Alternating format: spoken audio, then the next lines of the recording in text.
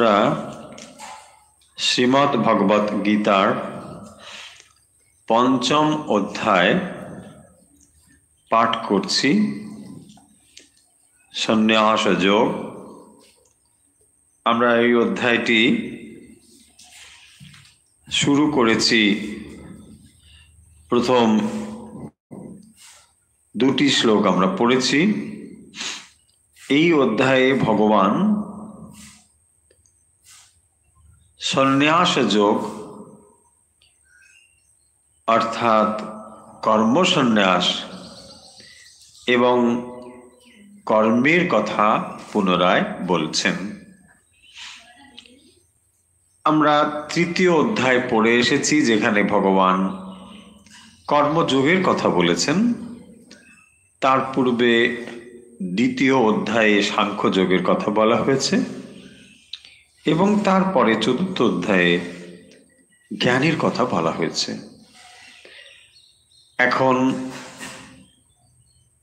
এর পরে যখন আবার পঞ্চম অধ্যায়ের শুরুতেই সেই কারণের জন্য অর্জুন প্রশ্ন করছেন ভগবানকে এই বলে যে আপনি কখনো সাংখ্য মানে জ্ঞানের কথা, কখনো বা কর্মের কথা বলেছেন, তাই আমি ঠিক বুঝে উঠতে পারছি না কোন পথ আমার জন্যে যুক্তিযুক্ত। এবং সেই কারণের জন্যই তিনি বলছেন তন্মে ব্রূহি সুনিশ্চিতম, আপনি আমাকে একটি পথ নিশ্চিত করে বলুন। কারণ অর্জুন এমন একটি অবস্থার মধ্যে রয়েছেন যাতে তিনি একটি নিশ্চিত উপদেশ শ্রবণ না করা পর্যন্ত তিনি সিদ্ধান্ত গ্রহণ করতে পারছেন না। কি সিদ্ধান্ত গ্রহণ করতে পারছেন না? আমরা পূর্বে সে কথা বহুবার বলেছি যে অর্জুন যুদ্ধক্ষেত্রে উপস্থিত হয়েছেন এবং তার যাদের বিরুদ্ধে তার যুদ্ধ করতে হবে সেইটি লক্ষ্য করে বা দেখে তিনি বিষাদগ্রস্ত হয়েছেন। কখনো ভাবেননি যে পিতামহ ভীষ্ম, দ্রোণাচার্য, যারা তার অত্যন্ত গুরুজন, তাদের বিরুদ্ধে কখনো অস্ত্র ধারণ করতে হবে এ কথা অর্জুন ভাবেননি। কিন্তু আজ যখন তিনি যুদ্ধক্ষেত্রে উপনীত হয়েছেন এবং ঠিক এই পরিস্থিতি হাজির হয়েছে, তাকে একটি নির্দিষ্ট সিদ্ধান্ত নিতে হবে, তখনই ভগবান গীতা মুখে এই উপদেশ প্রদান করছেন এবং তাকে বলছেন যে জ্ঞান কি, জ্ঞানের কথা তিনি বলেছেন, কর্ম কি সে কথাও তিনি বলেছেন। এই কথাগুলো শোনার পরেও অর্জুনের জিজ্ঞাসা যে আপনি আমাকে নিশ্চিত করে একটি বলুন, কারণ এখন অনেকগুলো জিনিস শোনার মতো আমার কাছে সময় নেই, আর শুনেও বা যদি একটি নির্দিষ্ট সিদ্ধান্ত না হয় তাহলে এই শ্রবণ করারও বিশেষ কোনো তাৎপর্য বা অর্থ নেই। কারণ আমি অনেক কিছু শুনলাম, কিন্তু আমাকে করতে হবে কি? কারণ অর্জুন তো এখন একটা বৈঠকখানায় বসে মজা করে করে এগুলো শুনছেন তা তো নয়। অর্জুনের পরিস্থিতি হচ্ছে তিনি যুদ্ধক্ষেত্রে রয়েছেন। ফলে আমরা বুঝতেই পারছি যে অর্জুনের কাছে এই সিদ্ধান্তটা কতটা জরুরি। তিনি এটা শুনবেন এবং সঙ্গে সঙ্গে সেই অনুযায়ী তাকে স্থির সিদ্ধান্ত গ্রহণ করতে হবে এবং তাকে এটাও নিশ্চিত জানতে হবে যে যাদের বিরুদ্ধে তিনি যুদ্ধ করছেন বা করবেন, তাদের বিরুদ্ধে যুদ্ধ করাটা তার সমীচীন কিনা সেটা জেনেই তবে তো তিনি যুদ্ধ করবেন। এই সব জিনিসগুলো যখন তিনি পরিষ্কার খানিকটা হয়েছেন এবং তখন এই প্রশ্ন তিনি তুলেছেন যে আপনি আমাকে নিশ্চিত করে বলে ফেলুন আমি কোনটা গ্রহণ করব। কারণ যখন অনেকগুলো অপশনস থাকে তখন আমাদের বুদ্ধি বিভ্রান্ত হয় যে এটা নেব নাকি ওটা, কারণ কোনটা রেজাল্ট কি তখন আমরা একটু কনফিউশন হয়ে যাই। যখন একটি পথ বা দুটি পথ, তখন তার ভিতরে আমাকে বেছে নিতে হবে। ঠিক সেরকম ভাবেই অর্জুন ভগবানকে পঞ্চম অধ্যায়ের একেবারে শুরুতেই এই কথাটি বলেছেন যৎ শ্রেয়া এতয়োরেকম, এর মধ্যে কোনটি শ্রেয় ভালো আমার ক্ষেত্রে সেটি আপনি বলুন। কারণ শ্রেয় জিনিসটিও অনেকটা আপেক্ষিক ব্যাপার, কিন্তু আমার ক্ষেত্রে কোনটা শ্রেয়, যৎ আমার ক্ষেত্রে শ্রেয়। হ্যাঁ, এর ক্ষেত্রে আপনি যেহেতু আমার হিতাকাঙ্ক্ষী, ফলে আপনি সেই জন্যই তো এই কথাগুলো বলছেন। যদি ভগবান অর্জুনের হিতাকাঙ্ক্ষী না হতেন তাহলে তো এত কথা বলার প্রয়োজনও ছিল না। আর যখন আপনি আমার হিতাকাঙ্ক্ষী, তখন নিশ্চয়ই কোনটা আমার ভালো সেটা আপনি বলবেন, এবং সেই জন্যই বলেছেন যৎ শ্রেয়, যেটা শ্রেয়, এতয়ো রেকম, একম বলুন, এতয়ো একম, এতয় মানে এগুলোর মধ্যে, একম আপনি একটাই বলুন, তন্মে ব্রুহি সুনিশ্চিতম। হ্যাঁ, যে একটা নিশ্চিত করে আমাকে বলুন। কিসের মধ্যে, তাহলে এখানে দুটো কনফিউশন কিসের মধ্যে হয়েছে? সন্ন্যাসম কর্মণাম কৃষ্ণ পুনর্যোগঞ্চ সংসসি, তাই না? তাহলে প্রথম যে লাইনটি দেখুন, সেখানেই বলা হয়েছে যে আপনি কর্মসন্ন্যাসের কথা বলেছেন, আবার কর্মযোগের কথাও বলেছেন। আমি সেই জন্যই কনফিউজড হয়ে গিয়েছি। তাহলে এখানে কর্মসন্ন্যাস মানে কি? কর্মসন্ন্যাস মানে কর্মত্যাগ, সোজা কথা। হ্যাঁ, এখানে সন্ন্যাস মানে যে আমরা বুঝি সন্ন্যাস গ্রহণ করছেন, রিনাউন্স করছেন, মানে গেরুয়া ধারণ করছেন, এটা সেই ব্যাপারটা না। কর্মসন্ন্যাস মানে কর্মত্যাগ, সোজা কথা। তাহলে সন্ন্যাসম কর্মণাম কৃষ্ণ পুনর্যোগঞ্চ, তাহলে কর্মত্যাগ এবং তারপরে কর্মযোগ, এই যে কথা আপনি বলছেন, এই দুটোর মধ্যেই, সেই জন্য বলছেন তৎশ্রেয় এতয় রেখম তন্মে ব্রুহি সুনিশ্চিতম। তাহলে প্রথম অর্জুনের জিজ্ঞাসার আমরা অর্থ বা অভিপ্রায় বুঝতে পারলাম, কারণ তিনি কনফিউজ ছিলেন। কেন কনফিউজ ছিলেন না, একবার তিনি সন্ন্যাসের কথা বলেছেন, আবার তিনি কর্মযোগের কথাও বলেছেন। তাহলে একটা হলো কর্মসন্ন্যাস মানে কর্ম ত্যাগ করা, আর এক জায়গায় বলা হচ্ছে কর্ম করা, কর্মযোগ। এই দুটোর মধ্যে তাহলে কোনটা শ্রেয় আপনি সেটা বললেই আমি বুঝে যাব। এবারে ভগবান কথা বলা শুরু করেছেন। দ্বিতীয় থেকে ভগবান বলছেন সন্ন্যাসঃ কর্মযোগশ্চ নিঃশ্রেয়স করাবুভৌ। নিঃশ্রেয়স, নিঃশ্রেয়স করা, তাহলে দুটোর মধ্যেই বা দুটোর রেজাল্ট কি না, নিঃশ্রেয়স করা। নিঃশ্রেয়স, তাহলে আমরা কি জানি, নিঃশ্রেয়স মানে মুক্তি, নিঃশ্রেয়স। হ্যাঁ, তাহলে কি রয়েছে না, এই সন্ন্যাস এবং কর্মযোগ, এই দুটোর রেজাল্ট তাহলে একই, এটা বোঝা গেল। সেটাই বলেছেন, কি তার রেজাল্ট, নিঃশ্রেয়স। একটাকে বলা হয় অভ্যুদয়, আর একটাকে বলে নিঃশ্রেয়স। অভ্যুদয় মানে জাগতিক উন্নতি, প্রসপারিটি, আর নিঃশ্রেয়স হচ্ছে মুক্তি, লিবারেশন হচ্ছে। তাহলে সন্ন্যাসঃ কর্মযোগশ্চ, তার মানে সন্ন্যাসঃ কর্মযোগঃ চ, দুটোকে যোগ করা হলো, নিঃশ্রেয়স কর, নিঃশ্রেয়স করো উভৌ, এই দুটোই নিঃশ্রেয়স কর।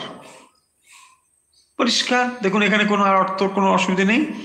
মানে সন্ন্যাস করলেও অথবা কর্মযোগ, এই দুটো করলে এই দুটো রেজাল্টে কিন্তু নিঃশ্রেয়সকর। দুটোর দ্বারাই নিঃশ্রেয়স লাভ করা সম্ভব, এটি বলছেন। তায়স্তু, এবার দেখুন, তায়োহ তু, তায়স্তু কর্ম সন্ন্যাসাৎ কর্মযোগ বিশিষ্যতে। একদম পরিষ্কার। তাহলে এখানে কি বলছেন, কর্ম সন্ন্যাসাৎ, কর্ম সন্ন্যাস মানে কর্মত্যাগ, রাইট? কর্মত্যাগের থেকে কর্মযোগ হচ্ছে শ্রেষ্ঠ। কর্মযোগটা কি আমরা জানি, কর্মযোগ হচ্ছে কর্মের ফল ভগবানের সমর্পণ করে কর্ম সম্পন্ন করা, এটাকে বলে কর্মযোগ। আর কর্মসন্ন্যাস কি না, কর্মকে ত্যাগ করে দেওয়া। কারণ ভগবান একটু আগে জ্ঞানের কথা বলেছেন, তাই না? এবং সেই জ্ঞানের কথাটা কি, শ্রেষ্ঠ জ্ঞান কি, আত্মজ্ঞান, তাই না? আত্মজ্ঞান মানে আমি কে, এটাকে জানা। বেশ, এখন এটাই যদি শ্রেষ্ঠ জ্ঞান হয়, তাহলে আমরা এটাই জানি। তাই না? এই কথা তো আসবে যে আত্মজ্ঞান লাভই যদি আপনার সমস্ত জ্ঞানের সেরা হয়, তাহলে আমাদের সকলের উদ্দেশ্য কি হওয়া উচিত? জ্ঞান লাভ করা। এখানে আর তো কোনো কনফিউশন কথা নেই। কিন্তু কনফিউশনের কথাটা হচ্ছে অন্য জায়গায়। জ্ঞান লাভ করা নিশ্চয়ই আমাদের সকলের উদ্দেশ্য, এবং এটাই আমাদের হতো, কিন্তু ভগবান বলে দিয়েছেন যে বলে দিয়েছেন মানে আমাদের নেচারটা কি সেটা তিনি উল্লেখ করেছেন। বলছেন যে আমরা এক মুহূর্ত কর্ম না করে থাকতে পারি না। হয়েছে, আমরা মুখে বলতে পারি যে আমি কাজটা যার করবো না, আমি এখন বসে বসে মেডিটেশন করব, বা এটা বলতে পারি, বাট কি মেডিটেশন করব আমরা সকলেই জানি, তাই না? সেই জন্যে ভগবান বলছেন যে এটা অত সহজ নয়, এক মুহূর্ত কাজ না করে আমরা থাকতে পারি না। তাহলে আমরা কি করব?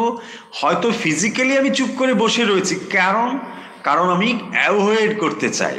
হ্যাঁ, কাজ না করে যদি সব রকম ফেসিলিটি পাওয়া যায়, কে কাজ করতে চায়, তাই না? কাজ করবো না, বাহ রিক্সে ভোতা হয়, চুপ করে বসে থাকো, ব্যাস। হ্যাঁ, সাধনকে খিলাও, আচ্ছা আচ্ছা সব খাওয়া দাওয়ার আসছে, হ্যাঁ সাধনকে খিলাও, আহ আহ, বুঝতে পারছি? এটা হতে পারে। এবং তাতে কি হবে, এমন কি ভগবান বলছেন, শুধু তাই নয়, তুমি তো কর্ম যদি ছেড়ে দাও, তুমি তো মেন্টালি এরকম করবে, এটা তো হবেই একটা দিক। দ্বিতীয়ত তিনি বলছেন তুমি যদি সমস্ত কাজ ছেড়ে দাও, তোমার শরীর যাত্রাটাও হবে না।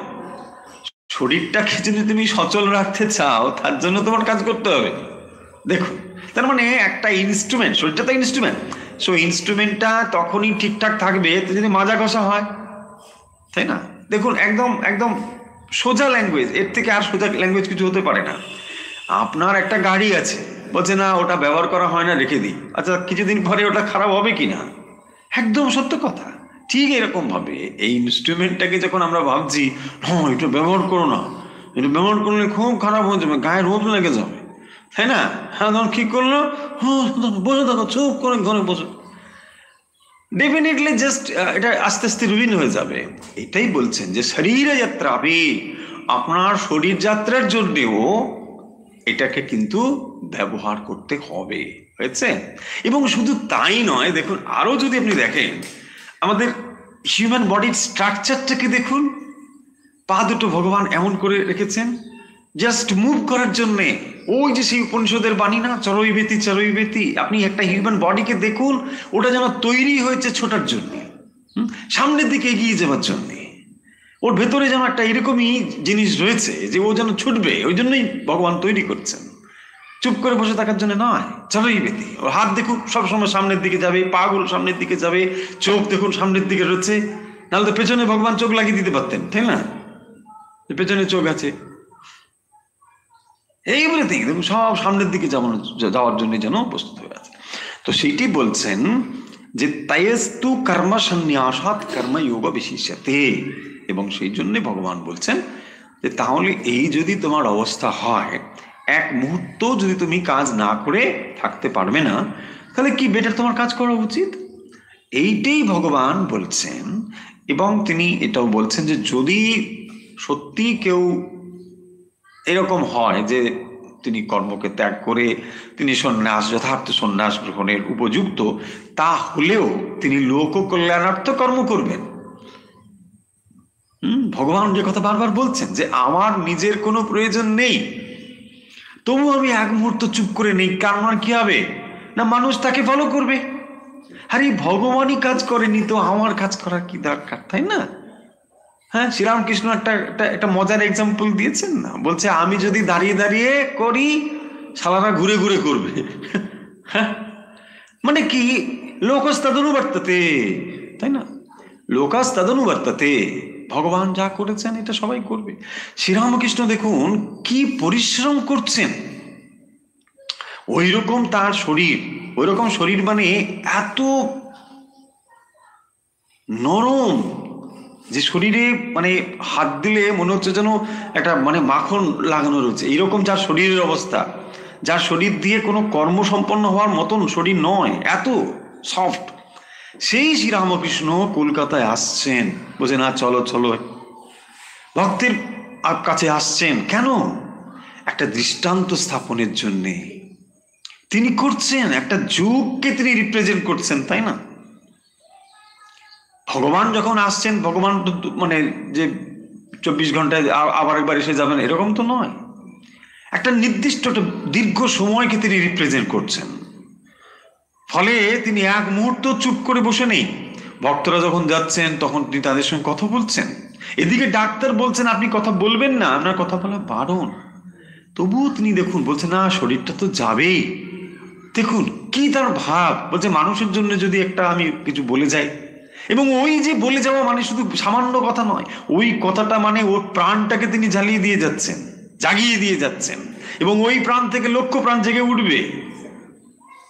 দেখুন এই হচ্ছে অবতার পুরুষের ভাবনা। এবং এখানেও আমরা দেখছি যে ভগবান শ্রীকৃষ্ণ যার কর্মের কোনো প্রয়োজন নেই, অথচ তিনি এক মুহূর্ত কর্ম না করে নেই, কর্ম করছেন তিনি। এইটাই হচ্ছে ভগবত গীতার একটি বিরাট টিচিংস, যে কাজ সবসময় করা। সেই জন্য বলেছেন কর্মযোগ বিশিষ্যতে। হ্যাঁ, আমরা দেখুন এত সময় পর্যন্ত যে শ্লোকগুলো পড়েছি এই কয়েকটা চ্যাপ্টারে, নিশ্চয়ই আপনারা লক্ষ্য করেছেন যেখানে সাংখ্যযোগ সেখানেও কর্মের প্রসঙ্গ এসেছে। আবার যেখানে পিওর নলেজ 4th চ্যাপ্টার, সেখানেও দেখবেন কর্মের কথা এসেছে। নিশ্চয়ই লক্ষ্য করেছেন। হ্যাঁ, 3rd চ্যাপ্টারে তো কর্ম ছিলই, 3rd চ্যাপ্টার তো কর্মই।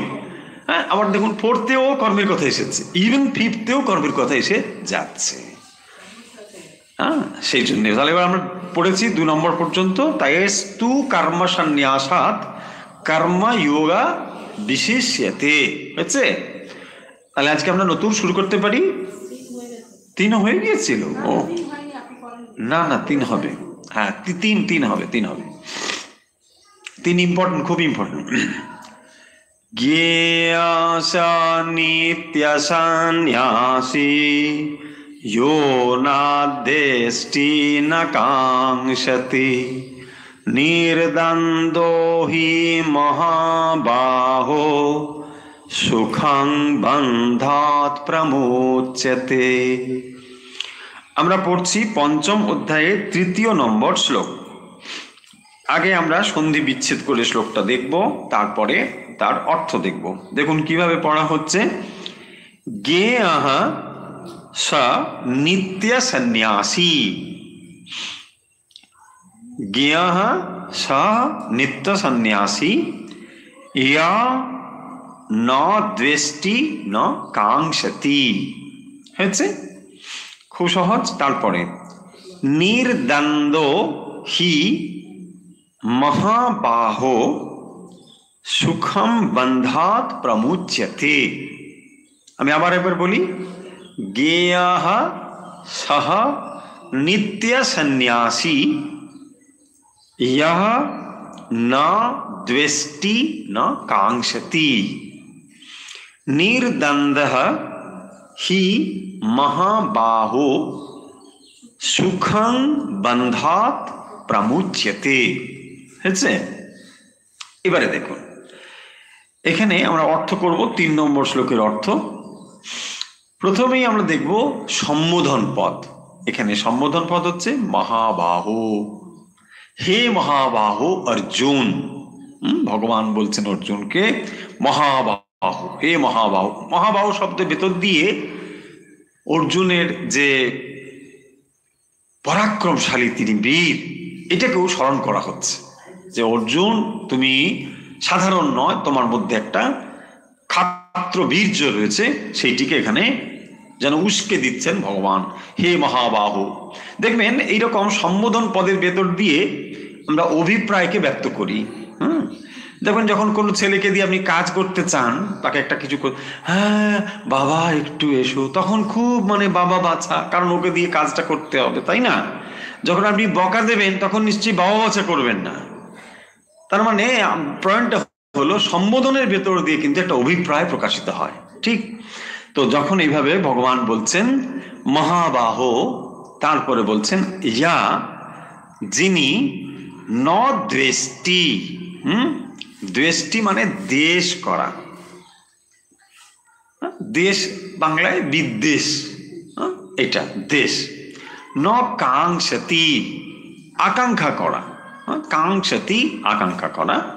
তাহলে যো না দ্বেষ্টি না কাঙ্ক্ষতি। তারপরে কি বলছেন, সহ তিনি নিত্য সন্ন্যাসী জ্ঞেয়া, জ্ঞেয়াসা নিত্য সন্ন্যাসী, তাকে নিত্য সন্ন্যাসী বলে জানবে। সুন্দর একটা শব্দ, নিত্য সন্ন্যাসী। সন্ন্যাসী, নিত্য সন্ন্যাসী। হ্যালো, তাহলে তাকে নিত্য সন্ন্যাসী বলে জানবে। কাকে? ইহা মানে যিনি না দ্বেষ্টি, যিনি দ্বেষ করেন না, না কাঙ্ক্ষতি, যিনি কোনো আকাঙ্ক্ষা করেন না। হয়েছে?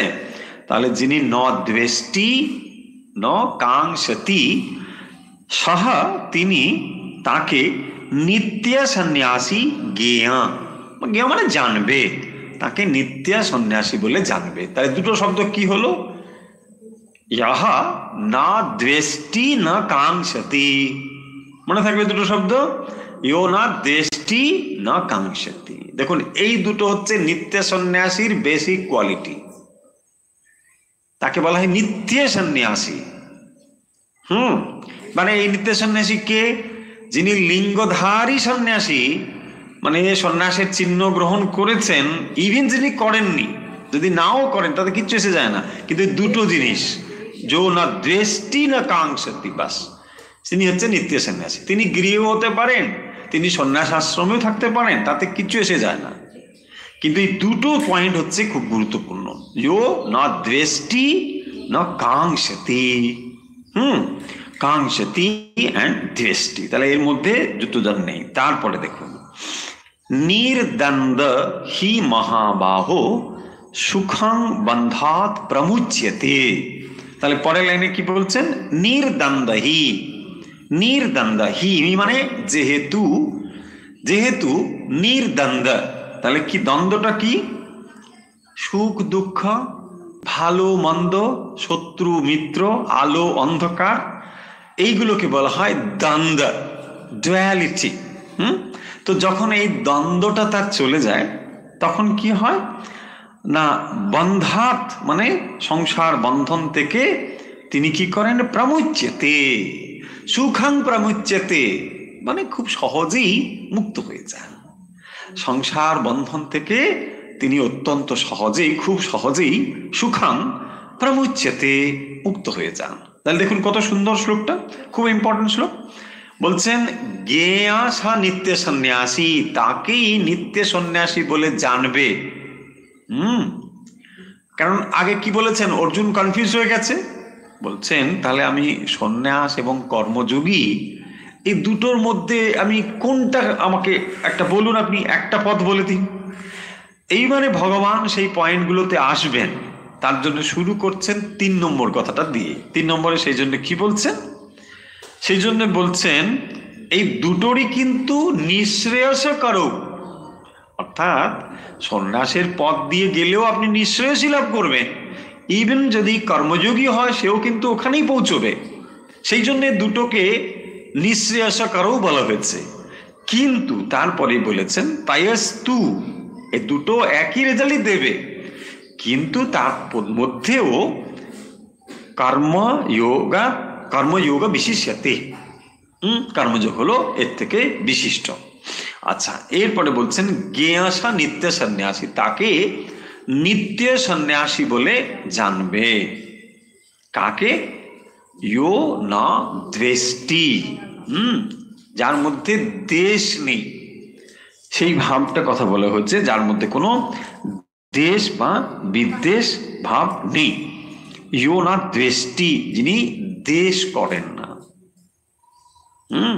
যার মধ্যে কোনো প্রকারের কোনো দেশ ভাব নেই। দেশ মানে কি? তাহলে লাইকিং অ্যান্ড ডিসলাইকিং, তাই না? মানে আমি এটা চাই, এটা আমি চাই না, নো। যদি সমস্ত কিছুই ভগবানের হয়, তাহলে আমি এটা চাই না, ওটা চাই, এটা লাইক করি, এটা ডিসলাইক করি, হোয়াই? তার মানে ওই কথাটা মিলবে না, তাই না? যদি সব কিছুই ভগবানের হয়, তাই না? সৃষ্টি মা বলছেন না যে দেখো সব কিছুই এমনকি বিড়ালটাকে পর্যন্ত লাথি দিতে বারণ করছে যে না এটা করো না, এটার মধ্যেও তো আমি রয়েছি। এই যখন তার দৃষ্টি এতটাই প্রসারিত হবে তখন সে কাউকে দ্বেষ করতে পারবে না। ন দৃষ্টি অ্যান্ড ন কাঙ্ক্ষতি। কেন কাঙ্ক্ষতি কেন নয়, তাই না? আকাঙ্ক্ষা করা। কেন তার কাছে আকাঙ্ক্ষা নেই? না, তার কাছে আকাঙ্ক্ষা নেই এই জন্যে যে একমাত্র তিনি ঈশ্বর নির্ভর হয়ে রয়েছেন। ভগবান আমাকে যা দেবেন আমি সেটাই নেব, আমার আর কোনো আকাঙ্ক্ষা নেই, হয়েছে? সেই জন্য সমস্ত আকাঙ্ক্ষা, সমস্ত চাহিদা, সমস্ত কিছু তিনি ভগবানের পায়ে নিবেদন করে দিয়েছেন। এরপরে তিনি যা পাবেন তাকে বলা হয় প্রসাদ, তাই না? যখন আমরা ভগবানের পায়ে নিবেদন করে দিই তারপরে তার পজিটিভনেস কিন্তু তখন আর আমার থাকে না, তাই না? ধরুন আপনি একটা ফল এনেছেন, এখন এই ফলটা আপনারই ছিল, নিঃসন্দেহে আপনারই ছিল, যখন আপনি মন্দিরে সেটা নিবেদন করে দিয়েছেন এখন কিন্তু এটা আর আপনার নয়, তাই না? দেখুন, এই হচ্ছে প্রসাদের মাহাত্ম্য। কারণ বস্তুর সঙ্গে আমি যুক্ত থাকি। হে দেখো, ওটা আমার বাগানের গোলাপ, হা কি সুন্দর ফুটেছে, দেখো ওটা আমি আছি তো। আসলে গোলাপটা বড় কথা নয়, গোলাপের সঙ্গে আমি যুক্ত হয়ে আছি, তাই গোলাপটা সবাইকে বলছি দেখো দেখো কি সুন্দর ফুটেছে, তাই না?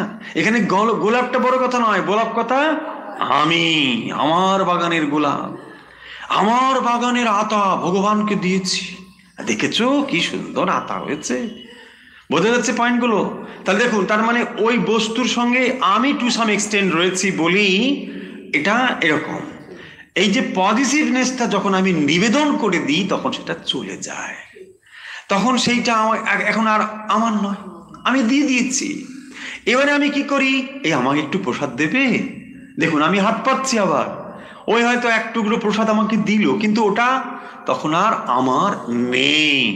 নিবেদন করার পর যা এক টুকরো, আপনি প্রসাদের একটা মাহাত্ম্য দেখুন।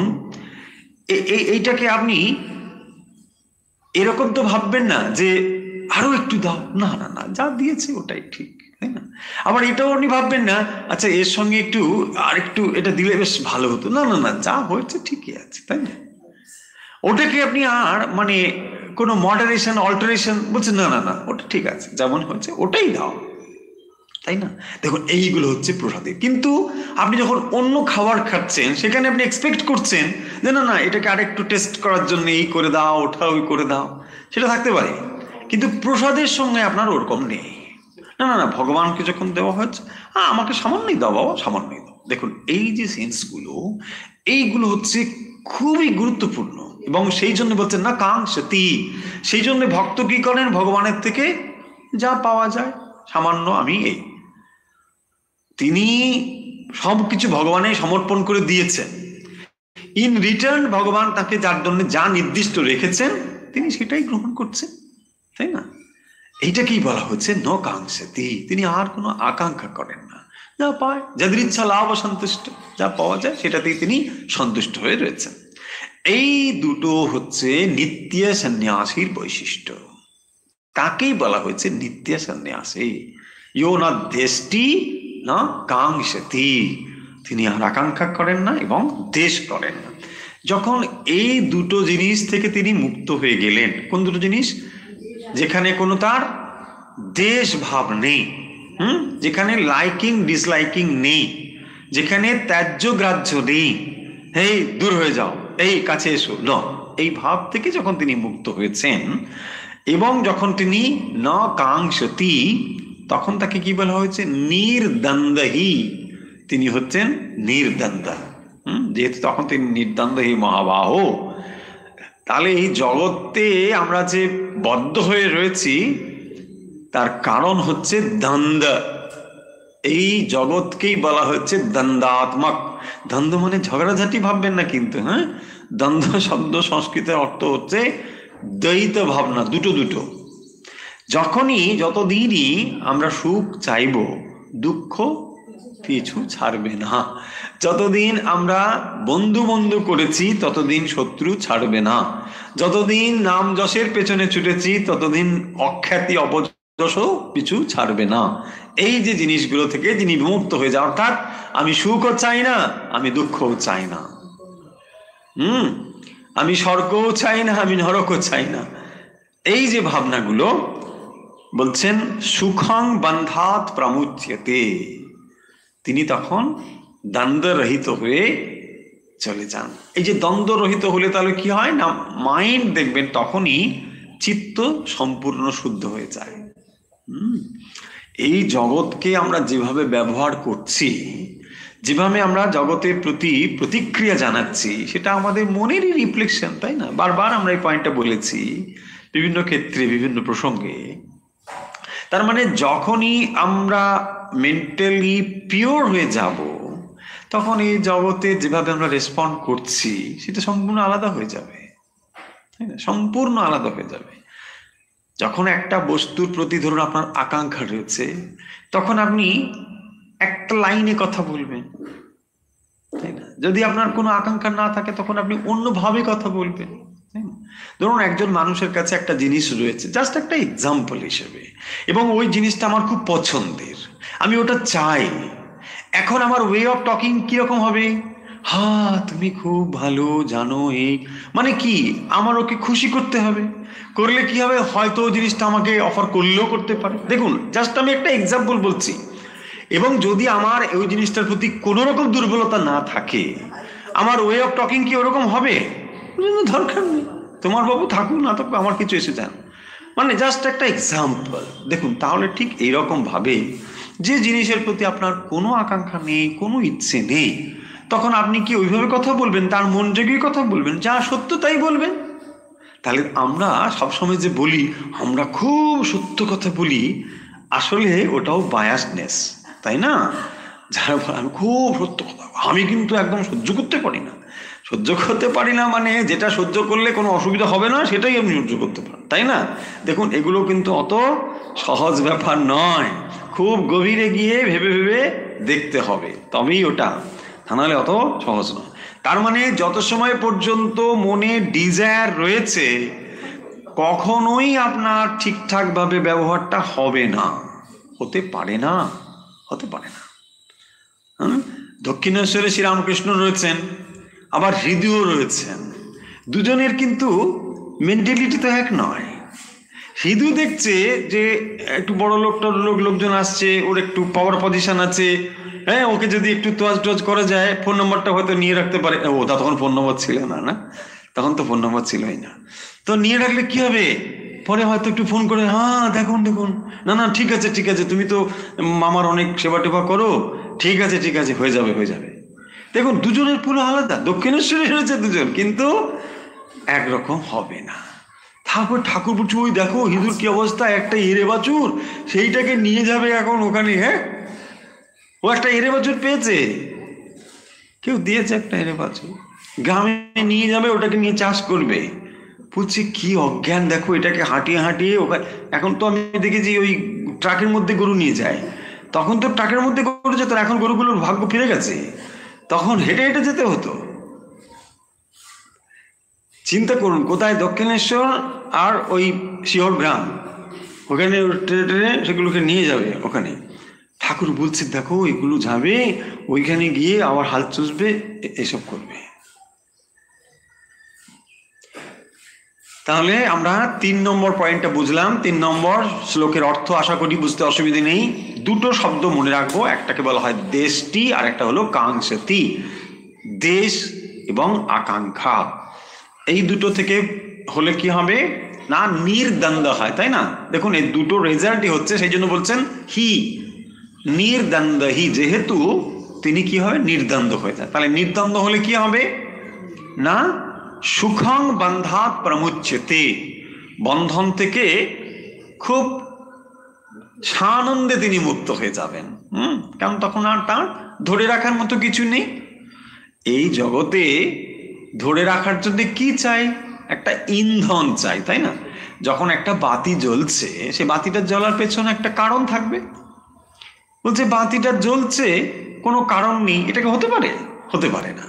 তাহলে ইন্ধন তাকে বলা হয় তেল, তেল থাকলে বাতিটা জ্বলবে, ঠিক সেরকম ভাবে মানুষের মনে যখন ডিজায়ার থাকে, আকাঙ্ক্ষা থাকে, এবং তখন সেটা কি থাকে, যখনই আকাঙ্ক্ষা থাকবে না তখনই দেখবেন এই রাগদ্বেষ এসে যাবে। বিকজ অফ ডিজায়ার অনলি, রাগদ্বেষ। কারণ যখনই আমার ডিজায়ারটা কোথাও ফুলফিল হবে তার প্রতি আমার আসক্ত থাকবে, রাগ, অ্যান্ড যেখানে সেটা হবে না দেশও হবে। এই রাগ আর দেশ মেন পয়েন্ট হচ্ছে আকাঙ্ক্ষা। আকাঙ্ক্ষা যখন নেই, কোনো নেই, দুজনকে আপনি সমান দৃষ্টিতে দেখতে পারেন। সেই জন্যই দেখবেন শ্রী মায়ের কথা মা বলছেন যে সবাইকে সমান ভালোবাসতে তখনই পারবে যদি কোনো প্রত্যাশা না করো। যদি কোনো প্রত্যাশা থাকে তাহলে কিন্তু আমরা সবাইকে সমান ভালোবাসতে পারবো না। তুল্যমূল্য হয়েই যাবে, তাই না? তুল্যমূল্য হয়ে যাবে, হয় একটু বেশি হবে একটু কম হবে, 19-20 যাকে বলে, এটা হয়ে যাবে। যদি কোনো আকাঙ্ক্ষাই না থাকে তখনই দেখবেন এটা সম্ভব হয়। এই জন্য ভগবান সবাইকে সমান ভালোবাসতে পারেন, সমদর্শী। সেই জন্য ভগবানের আরেকটি নাম হলো সমদর্শী। তিনি সমদর্শী কেন? কোনো এক্সপেকটেশন নেই, তিনি চান না, ভগবান চান না যে আমি এইটা দিই তারপর তিনি প্রত্যাশা করছেন। না না না, ভগবানের কোনো প্রত্যাশাই নেই, বরং তিনি না চাইতে দিয়েই যাচ্ছেন, শুধু দিয়েই যাচ্ছেন ভগবান। হয়েছে? নির্দ্বন্দ্ব হি মহাবাহ সুখং বন্ধাত প্রমুচ্যতে। তাহলে আমরা 3 নম্বরের প্রত্যেকটা শব্দের অর্থ এবং তার ইনার মিনিং আশা করি বুঝতে পেরেছি। তাহলে নিশ্চয়ই আমরা এখন একটু এগোতে পারি। চলুন আমরা এগিয়ে যাই, 4 নম্বরে এগিয়ে যাই। আমরা ধীরে ধীরে এগোচ্ছি কিন্তু ঠিক বুঝে এগোচ্ছি। 4 নম্বরে সাংখ্যযোগো পৃথক বালাঃ প্রবাদন্তি ন পণ্ডিতাঃ একমাপ্যস্থিতা সম্যক উভয়োর্বিন্দতে ফলম। 4 নম্বরে ভগবান কি বলছেন? সাংখ্যযোগো পৃথক বালাঃ। তাহলে সন্ধি ভেঙে যদি পড়ি, সাংখ্যযোগো পৃথক বালাঃ প্রবদন্তি, বালাঃ প্রবদন্তি না পণ্ডিতাঃ। হয়েছে? একমপ্যস্থিত সম্যক উভয়োর্বিন্দতে ফলম। পরের লাইনে একমপি আস্থিতঃ সম্যক উভয়োঃ বিন্দতে ফলম। এবারে অর্থ দেখি। দেখুন 4 নম্বরের অর্থ কি বলছেন? বালাঃ প্রবদন্তি, সেই জন্যে কর্তা হলো বালা। বালাঃ সাংখ্যযোগো পৃথক প্রবদন্তি। সাংখ্য এবং যোগকে, যোগ মানে কর্মযোগকে পৃথক বলছেন। কে বলছেন? বালাঃ। বালাঃ মানে বালকগণ, শিশুগণ। কারা শিশু? Those who are spiritually immature. এখানে বালাঃ মানে তারাই। Those who are spiritually immature, তাদেরকে বলা হয়েছে বালাঃ। সেই রকম সাংখ্যযোগো পৃথক বালা প্রবদন্তি। তাহলে বালাঃ প্রবদন্তি, বালা বলেন, বালকরাই বলেন। কি বলেন? অনভিজ্ঞ ব্যক্তিগণই বলেন। কি বলেন? সাংখ্যযোগো মানে কর্মসন্ন্যাস এবং নিষ্কাম যে কর্মযোগ, পৃথক প্রবদন্তি, এটাকে যে পৃথক বলে, তাহলে কারা বলেন? বালাঃ প্রবদন্তি। হ্যাঁ, বালকগণ মানে অনভিজ্ঞ মানুষরাই এই কথাটা বলেন। কোন দুটো? এই যে কর্মসন্ন্যাস এবং কর্মযোগ, এই দুটোকে তাহলে কারা পৃথক বলে বলেন? যারা জানেন না তারাই এটাকে পৃথক বলে বলেন। না পণ্ডিতাঃ, যারা পণ্ডিত ব্যক্তি, যারা যথার্থ জ্ঞানী, তারা কিন্তু এ কথা বলেন না। একম অপি আস্থিতঃ সম্যক উভয়োর্বিন্দতে ফলম। তাহলে কি বলছেন? কেন না পণ্ডিতাঃ, তারা কিন্তু এ কথা বলেন না। একম অপি, এর একটিতে সম্যক মানে যথার্থ রূপে আস্থিতাহা মানে এই দুটির যে কোনো একটি যদি ঠিকভাবে অনুশীলন করা হয় তাহলে উভয়োহ মানে জ্ঞান এবং কর্ম উভয়ের ফল বিন্দাতে প্রাপ্ত হয়। হয়েছে?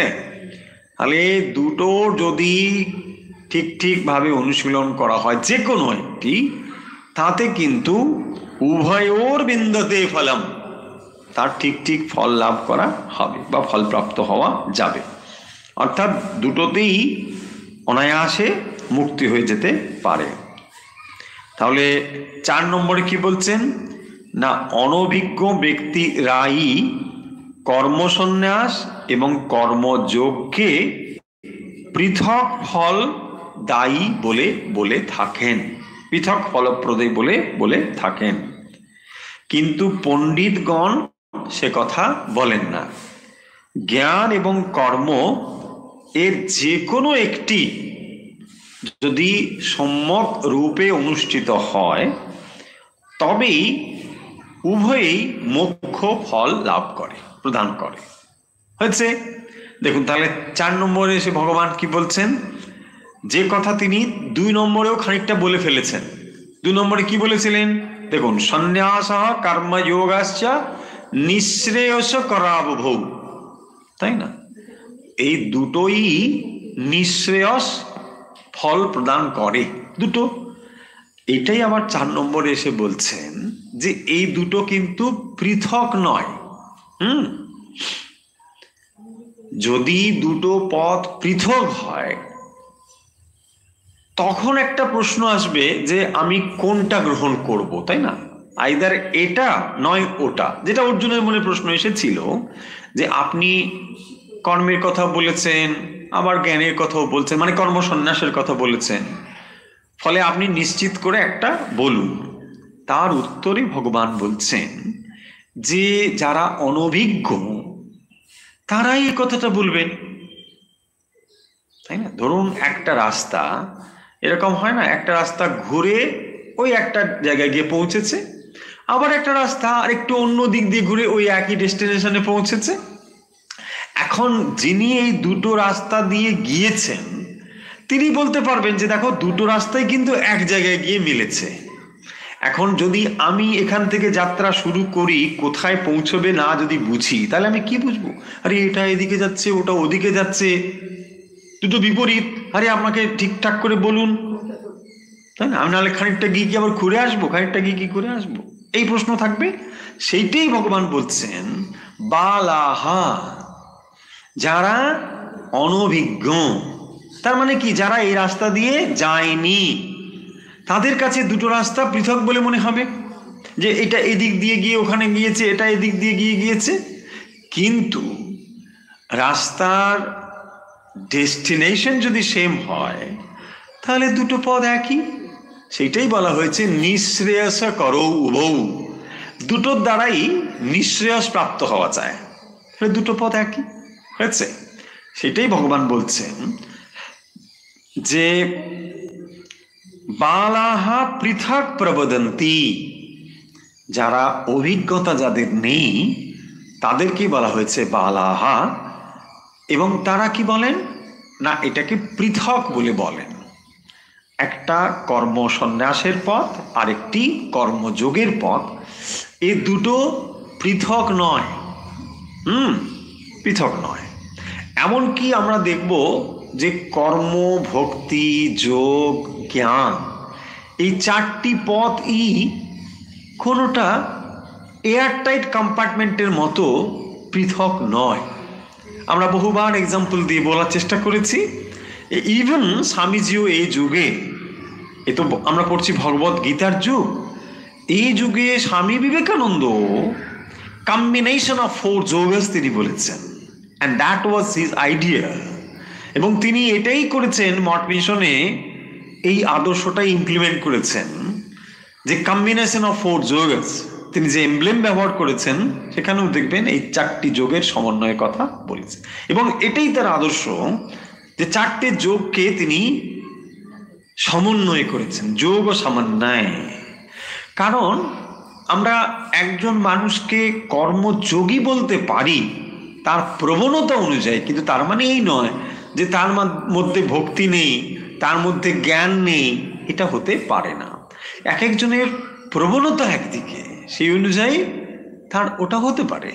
তাকে আমরা জ্ঞানযোগী বলতে পারি, তাকে আমরা ভক্ত বলতে পারি, কিন্তু তার মানে যে বাকিগুলো তার কাছে নেই এটা কিন্তু নয়। সেই জন্য স্বামীজি বলেছেন, দেখবেন যে কম্বিনেশন অফ ফোর যোগ আছে। এবং মঠ মিশনের আদর্শ দেখবেন এটাই রয়েছে, ভক্তিও রয়েছে, হ্যাঁ, মন্দিরে পুজো রয়েছে, ভক্তি জপ ধ্যান চর্চা এসব রয়েছে, জ্ঞান চর্চাও রয়েছে, আবার কর্মযোগ রয়েছে, সব কিছুর একটা সুন্দর সমন্বয় সাধন করা হয়েছে। তাহলে 4 নম্বরে আমরা কি দেখবো না, সাংখ্য যোগ পৃথক বালাহা প্রবদন্তি না পণ্ডিতাহা। তাহলে যারা অনভিজ্ঞ তারাই কেবল এটাকে পৃথক বলে দেখেন, না পণ্ডিতাহা। তো যিনি জ্ঞানী তিনি কিন্তু এটাকে পৃথক ভাবে দেখছেন না। তারপরে বলছেন একম অপি আস্থিতাহা। তাহলে এই দুটোর মধ্যে যে কোনো একটিকে যদি গ্রহণ করা যায়, একম অপি মানে আইদার অর, আপনি যে কোনো একটাকেই গ্রহণ করুন, but not half heartedly, whole heartedly. হ্যাঁ, দুটোকে ঠিকঠাক ভাবে আপনি যদি গ্রহণ করতে না পারেন একটাই করুন, বাট সম্যক। সেই জন্য বলেছেন একম অপি আস্থিতাহা সম্যক উভয়োর বিন্দতে ফলম। উভয় একই ফল, আপনি আইদার অর যে কোনো একটা গ্রহণ করুন ঠিকঠাক করে ভালো করে। সেই জন্য বলেছেন সম্যক। এই সম্যক কথাটি খুব গুরুত্বপূর্ণ। ঠিকঠাক ভাবে গ্রহণ না করলে কিন্তু হবে না, মানে এটা একটু করলাম সেটা একটু করলাম, ওটা সম্যক। যদি সম্যক রূপে আমরা যে কোনো একটি গ্রহণ করি তার কিন্তু একই ফল, উভয়োর বিন্দতে ফলম হচ্ছে, একই ফল পাওয়া যাবে। তাহলে আমরা 4 নম্বরে কি পড়লাম না, সাংখ্য যোগ পৃথক বালাহা।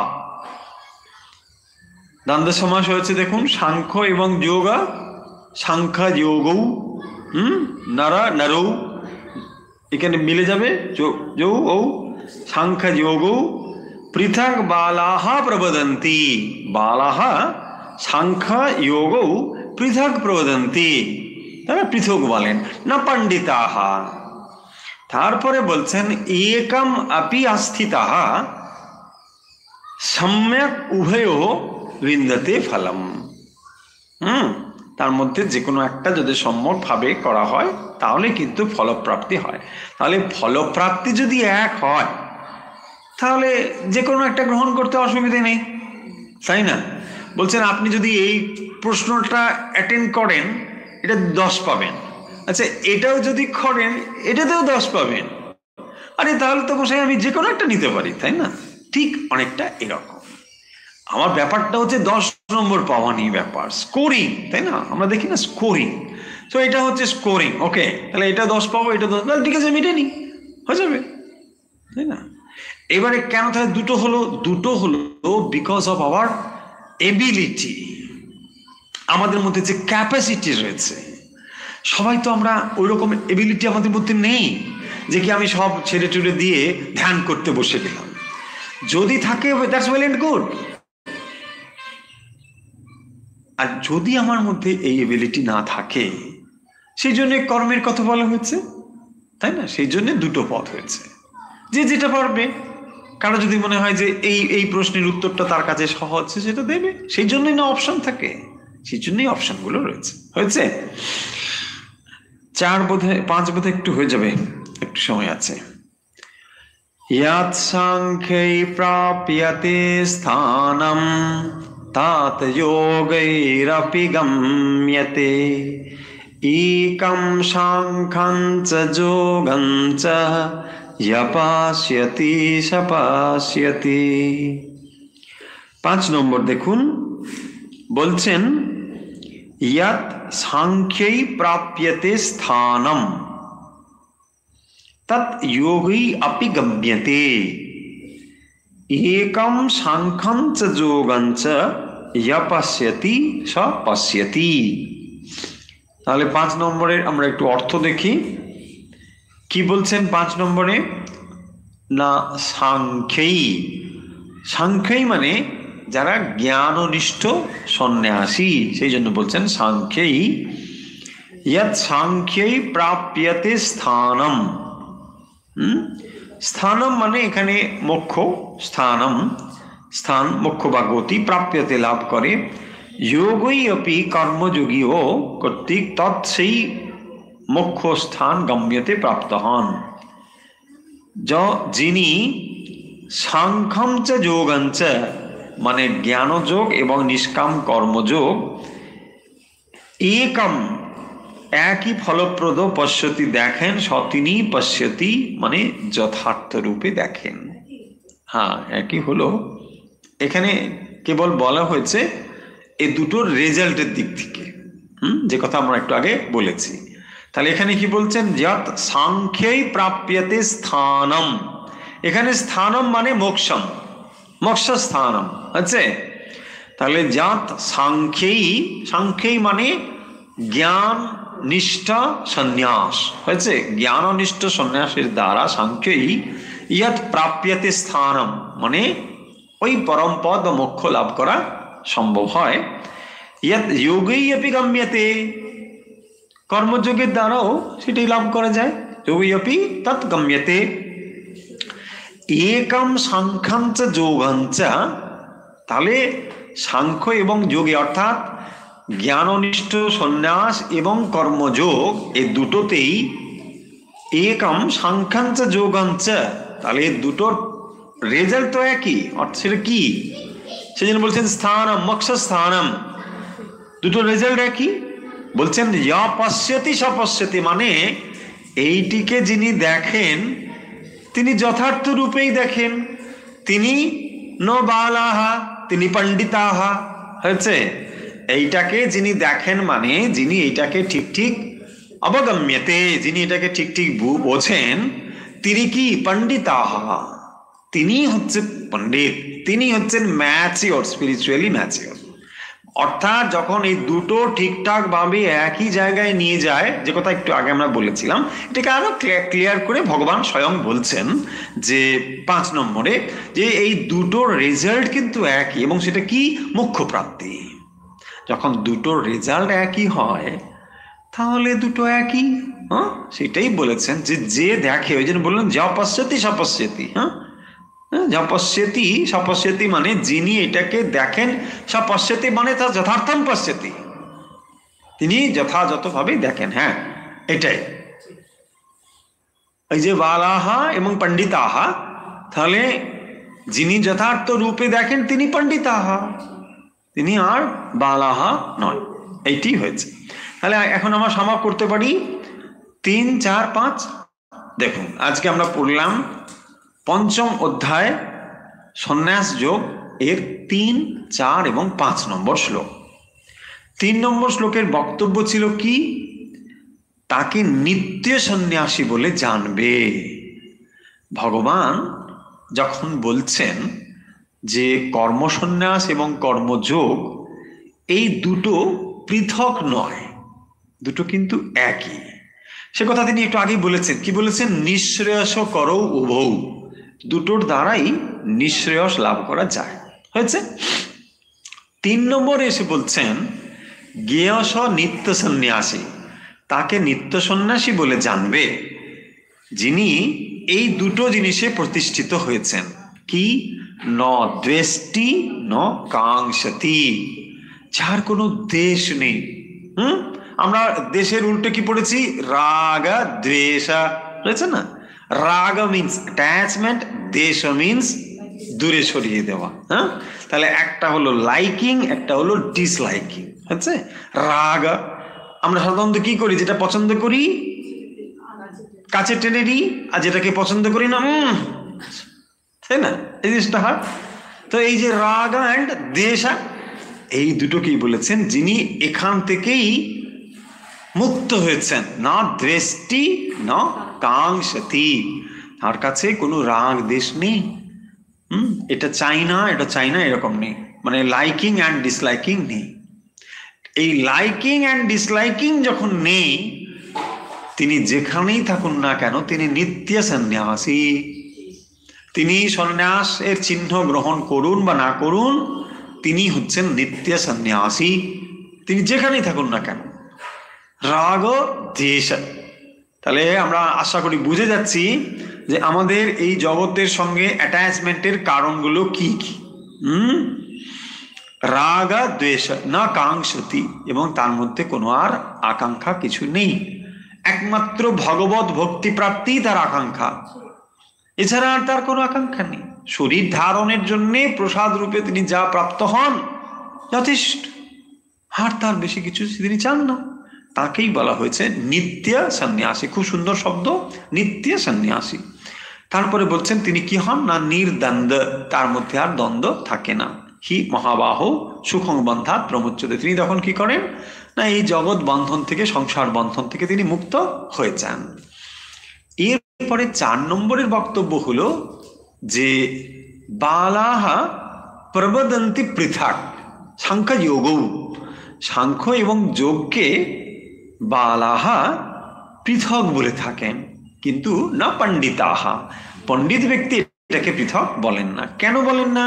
না উভয়োর বিন্দুতে ফলম, উভয়ে সম্যক, যদি সম্যকভাবে কেউ এটাকে চর্চা করেন তাহলে কি হবে না একই ফলপ্রাপ্ত হচ্ছে।